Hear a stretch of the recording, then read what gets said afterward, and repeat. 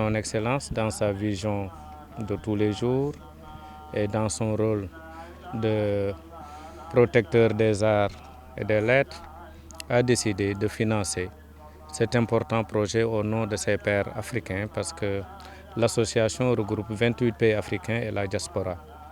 Il a décidé de le financer au nom de ses pairs. Il a lui-même validé les études architecturales et techniques. Aujourd'hui, nous étions venus sur le terrain avec les bureaux d'études d'ingénieurs, les géomètres, les représentants de l'architecte et l'équipe technique de AGETIP pour procéder effectivement à l'implantation des différents bâtiments composant cet écomusée. L'honorable député maire des Agnam, Farba, l'a dit et l'a si bien dit. C'est un projet d'envergure internationale très important pour les civilisations peules du Sénégal et d'ailleurs. Un projet qui va faire encore rayonner au plan international notre civilisation qui nous tient à cœur. Je veux parler de la civilisation peul. En tout cas, ce sera un projet ultra moderne mais qui tiendra ses racines quand même du parcours et de cette culture. Oui, le projet a démarré. Une fois que les études sont validées par son Excellence, il n'y a plus de temps à perdre. C'est la raison pour laquelle aujourd'hui même les plans de structure sont terminés, les plans architectes sont validés. Aujourd'hui, on est en phase d'implantation. Donc, on peut dire que c'est un projet qui est en cours de démarrage. Et Inch'Allah, on va faire quelques petits réglages sur le terrain pour libérer les accès, surtout la route d'accès, parce qu'il y aura des implants certainement à gérer. Mais en dehors de ça, on est là avec les équipes pour implanter les différents compartiments de cet important projet. Un joyau qui va reposer sur combien de mètres carrés ou d'hectares et la durée d'exécution exactement, concrètement? D'abord, le musée sera construit sur un site de 4 hectares. Mais comme vous le savez, construire un écomusée, ce n'est pas chose facile. C'est l'un des projets les plus complexes parce que c'est un projet qui fait intervenir beaucoup d'expertise, beaucoup d'intellectuels, beaucoup d'hommes de culture, d'art, etc.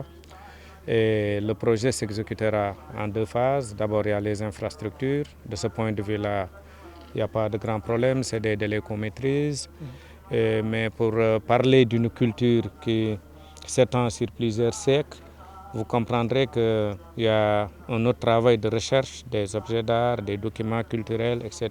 pour retracer ou pour définir un parcours muséographique digne de son nom. C'est un projet très important, ou trop important. Imagine un écomusée de cette envergure. 26 ans de réflexion, ils n'ont pas pu avancer aux 27 ans. L'arrivée de Macky Sall au pouvoir a dit que cette école-musée, par rapport à l'importance culturelle, tourisme, économique, il prend en charge totale de cette construction, y compris encore un complexe hôtelier pour les tourismes qui vont venir.